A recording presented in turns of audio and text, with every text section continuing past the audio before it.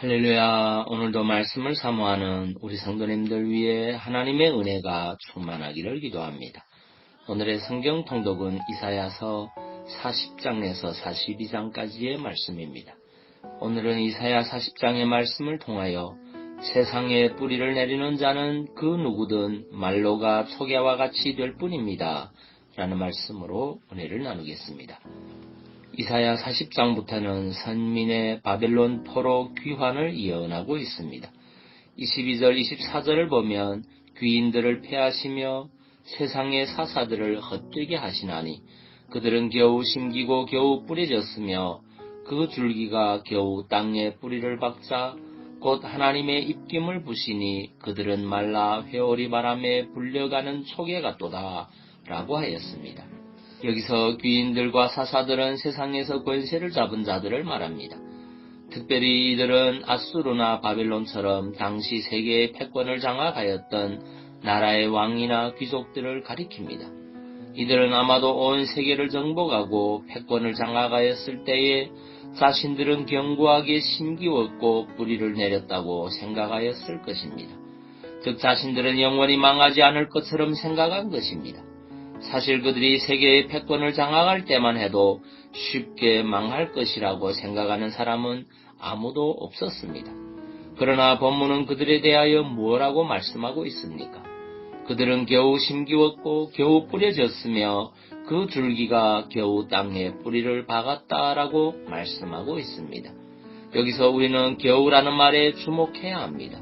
즉 권세를 잡은 자들은 자신들의 권세가 심기우고 뿌리를 내려 견고할 것이라고 생각하였지만 그것은 겨우 심기우고 겨우 뿌리우고 겨우 뿌리를 내린 것에 지나지 않았던 것입니다. 즉 그들의 권세는 확실한 것이 아니었던 것입니다.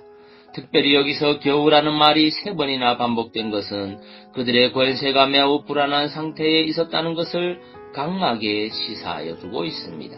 이러한 세상 권세의 허무함, 불안함, 덧없음은 이사야 당시 그리고 이후 근동 역사의 패권을 장악한 아수르나 바벨론이 소유한 권력의 면모를 통해 확인할 수 있습니다. 당시 아수르나 바벨론의 국력과 영토는 철옹성과 같이 무너지지 않을 것으로 여겨졌습니다. 그러나 사실상 그 나라들의 권세와 영화와 그 수명은 다른 연약한 나라에 비교할 때에도 확연할 만큼 단명하였습니다. 아수르의 권세는 세계를 제패한 후에 200년을 넘지 못하였고 바벨론의 권세는 불과 70년을 넘지 못하였습니다.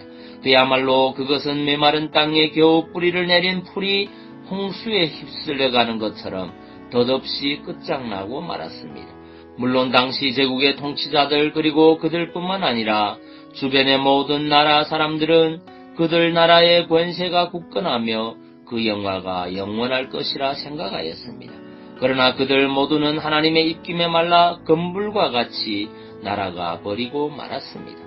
이와 같이 세상에 뿌리를 내리는 사람은 다 그 끝이 초계와 같이 됩니다. 이 세상은 그 자체가 불안정적입니다. 따라서 세상에 확실하고 영원한 것은 아무것도 없습니다. 누구든지 세상에 뿌리를 내리는 사람은 그 끝이 초계와 같이 됩니다.